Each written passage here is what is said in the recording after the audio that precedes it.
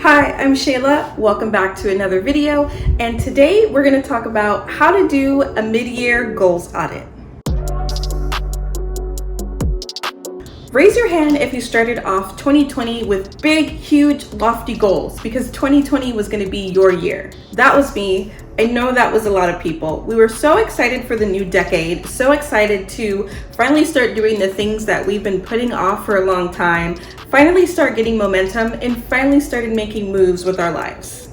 And then coronavirus hit and kind of blew all of our goals out of the water. Or did it? I guarantee that pretty much every year, many people start off the year super excited in January, setting these big goals. They're super excited. They're ready to make some momentum. And then February hits and then March hits.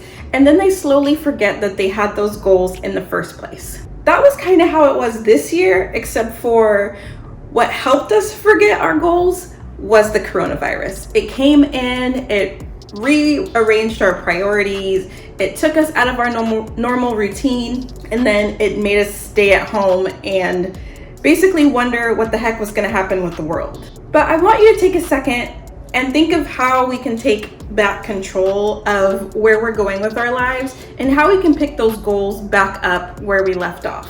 Because it happens quite often, especially with me, how I start off so excited at the beginning of the year, and then when February hits, when March hits, I kind of forget about those lofty goals. I find myself setting new goals and, just doing a lot of starting over.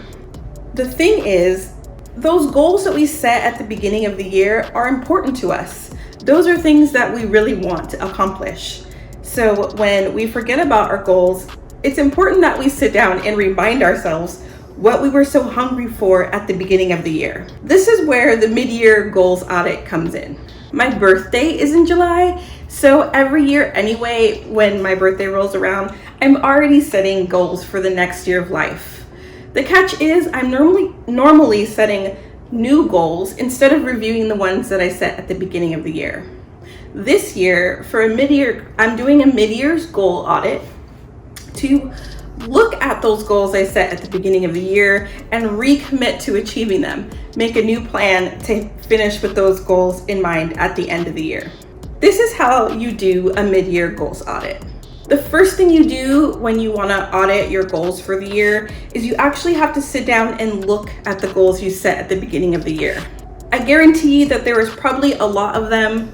Some of them you kind of remember, some of them you completely forgot about, but it's really important just to take stock. Just remember what you did in the past and what you wanted in the past. So if you look at your goals that you set in January, remind yourself of why you set those in the first place, because that's really important. Knowing why you set the goals, what you wanted to create in your life or change or start is really important, because it'll help you bring back that excitement that you had when you set the goal. It'll help you recommit to making those goals happen if you remember why you wanted them in the first place. So when I was looking at my goals that I set at the beginning of the year, a lot of them had to do with habits and routines. A lot of them had to do with small changes I wanted to make in my life in order to get to those big changes that I wanted to make. I know looking back at the past and looking at the goals you set at the beginning of the year can be kind of hard because you're reminding yourself of what you wanted, and sometimes being halfway through the year, you can get a little bit down on yourself about all the things that you didn't do, all the things that you should have had by now. But I don't want you to settle for that. I don't want you to get into that dark mode, because we're trying to reinvigorate our excitement. We're trying to recommit. We're not trying to be down on ourselves. We are not trying to beat ourselves up. So the second part of doing your mid-year goals audit is to actually sit down and write all the things that you've done that have contributed to those goals that you set. You might not even know that subconsciously you've been taking those small steps to get to those goals, even if those goals weren't at the forefront of your mind at the time. For me, one of the goals that I had was to create routines in my life. Create a morning routine, create an evening routine, create a weekly routine, just so I can get in the habit of doing things that are going to contribute to my long-term goals. Now, At first blush, when I looked at that goal of creating routines in my life, it's so easy to be like, man, I don't have one of those sexy morning routines that I've seen on Pinterest that CEOs do. If I actually take stock of what I've been doing with my mornings, I have been intentionally incorporating things into my mornings to help me get to my longer term goals. It doesn't have to look perfect, but I have taken steps towards getting there. Even though I haven't completely set my morning routine, I have made big strides in creating one. And I need to pat myself on the back, and I need to honor that momentum I've already had and the work that I've already done. And I want you to do the same. When you sit down and talk about all the things you have done and focus on all the things that you have done instead of all the things that you haven't, you end up feeling so much better about yourself, so much better about the possibility that you're gonna achieve this goal, and you're gonna gain that confidence to keep working at it because you've already made steps already. This is supposed to be a positive experience. It's not supposed to be a negative experience, like I mentioned. We're not beating ourselves up here.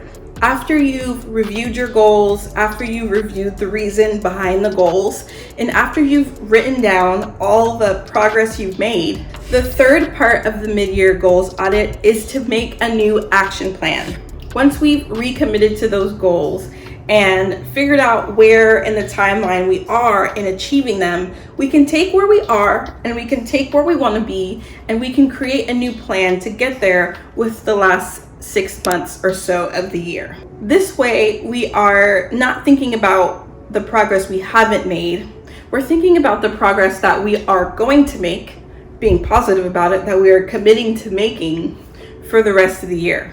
It's helpful if you think about it, if you break it down about where you are now with the goal and where you want to be at the end of the year, and break it down into quarters or even months. That way you can do a little monthly goals audit instead of waiting 6 months. You could do a monthly goals audit to see where you are, to see what you still have left to do. And that way you're creating the habit of continually checking in with yourself and continually recalibrating what you've done so far and what you have left to do. At the end of your goals audit, you deserve to treat yourself. You deserve to have a glass of wine, or have a sweet treat, or get a pedicure, get a manicure, whatever is special to you, because we want to pat ourselves on the back and we want to celebrate ourselves for taking this time for ourselves to recommit to our goals and honor the work that we've done already and be excited for the work that we're going to do in the future. When we're trying to achieve our goals from a feeling of positivity, a feeling of momentum, then we're more likely to make those things happen. And at the end of the year, we want to be proud of ourselves. So let's create an environment where we are used to being proud of ourselves, so it's so much easier at the end of the year to be proud of our progress.